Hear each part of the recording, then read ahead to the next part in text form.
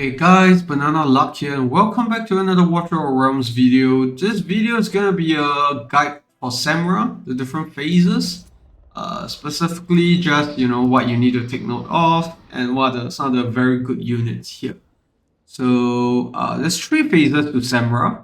The third phase, most people are probably very familiar with, is the phase where, you have to dispel the poisons. So you either have Halloween, Medan, or like Dasomi, Eunomia, those are the go-to units here.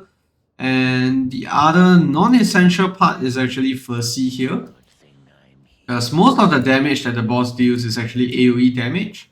So you can actually get Fursi to apply this AoE damage reduction, which makes him or her really good here because it pretty much just mitigate most of the damage that's coming out by the boss. And other than that, the other type of unit that's really helpful here is either Volca or Alistair. I prefer Alistair for the fact that this kit also deals Radiant Erosion, which is true damage, and that's very helpful for phase 2, which is when the Aegis comes up. And the other aspect that's really helpful here is this passive that he has, dealing damage reduction of 30%, which is actually equal to what Volca does. It's right over here. Second passive, damage reduction of 30% as well, but this only lasts for 4 seconds. Whereas if we take a look at Alistair, the damage reduction actually stays true every time he does a basic attack, which basically he always does. Much more reliable compared to the Volca one because the Volca one needs to consume that stack that she gains. I think it's Scarlet Ferment. So that's why I prefer Alistair, but in terms of damage reductions, before we even go into the actual content, those are the units that are really good. And then of course Halloween and Medan with the Dispel for the poison stages. And yeah, without further ado, let's head in. But before that, I do want to pop in some units. So first one's gonna be Nazim. Nazim is really a hidden MVP here with his ultimate. There's basically the one of the stages where you need stun and you'll see exactly why he's essential there. And let's just swap kits for him here. Just need to make sure we have the kit that is on Mari here. Extra rage regen. And the other unit we're gonna place in here is actually Abomination. Where is Abomination? It's blue now, so easy to miss him. But yeah, I think that works. So yeah, let's get into the run without further ado. So first stage here, we're gonna try to put Abomination, Last, Arrogance, Torito. And yeah, lineups wise, you can pretty much just do this. You either have Halloween here when you have more platform units, or you actually have Halloween here when you have more ground units going on. So in this case, we're gonna do him here so that we can put Dolores in the middle. Zim. And then I'm gonna do it like this to make sure that we have everyone in the range of make sure that we have everything in range for Percy, because that's when the AoE damage reduction takes place. So this is when the Death Toll comes up and when you want to inflict all your stuns, which unfortunately we don't have up yet because of Abomination. So we're gonna pop Taurodos out, which increases his stun for a chance. And you can see the damage minus 36%. This is based on how many times you actually deal stuns.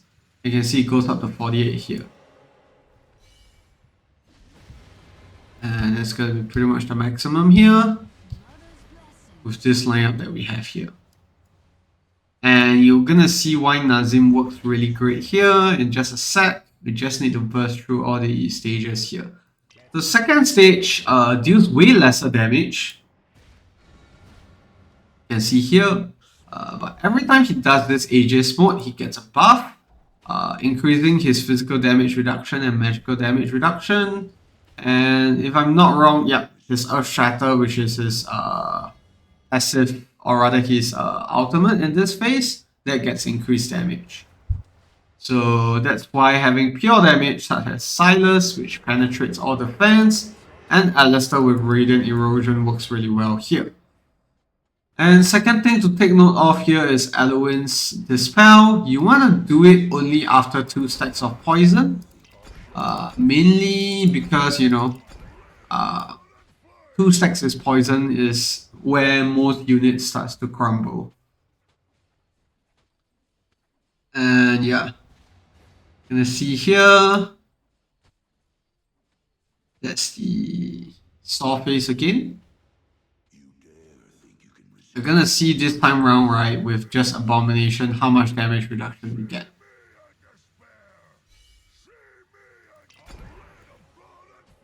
4 stacks as well, which is very underwhelming, but yeah. That's, just Abomination and Torador. But let's show you what Nazim can do. Let's burst through this other stage again. Should be able to get through this with ease. You can see Alistair doing that 30% damage reduction permanently there.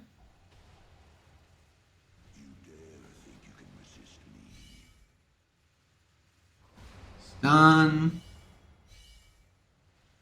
This is Semrah 1, by the way, which is why it looks really easy, even though I'm just like breezing through most of it.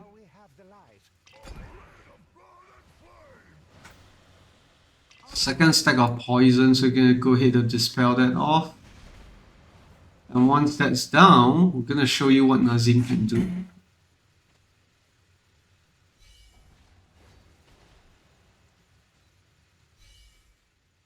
So Death Door, wait for that to come up. And just watch what Nazim does with the meter. So every time the meter bounces back, you basically extend the charge time, and you can see the damage reduction goes all the way up to 144%. And that basically mitigates any damage that Semrah does. Yeah, there's no damage there. I think on Semrah 2 though, the maximum you can go there is actually up to 96% with 12 of 14 stacks. So depending on where you are, yeah, Nazim is obviously going to be a staple. Not so much in Semrah 2 because most people are trying to go for higher scores, and Nazim really doesn't do enough damage to be helpful there, but in Semrah 1, Nazim is pretty much non-negotiable there. And Percy as well, with the AoE damage reduction, and then Alistair and Volca with that damage reduction that they inflict on the boss. So those are the essential units. I think pretty much everyone else you can piece them together just based on what you have. But the really common teams are Nightmare teams with Last, Arrogance, Salazar, Volca. And then you also have the the Infernal teams with Twin Fin and Zilitu. That's quite normal as well. And then you also have the Piercer teams, Ayuva mainly, with Silas and Hat. And another unit that's really not talked about much is, where was it? Deimos. Deimos is really good here as well in Semrah 1. And yeah, I think that's pretty much all the central units that we really want to look at.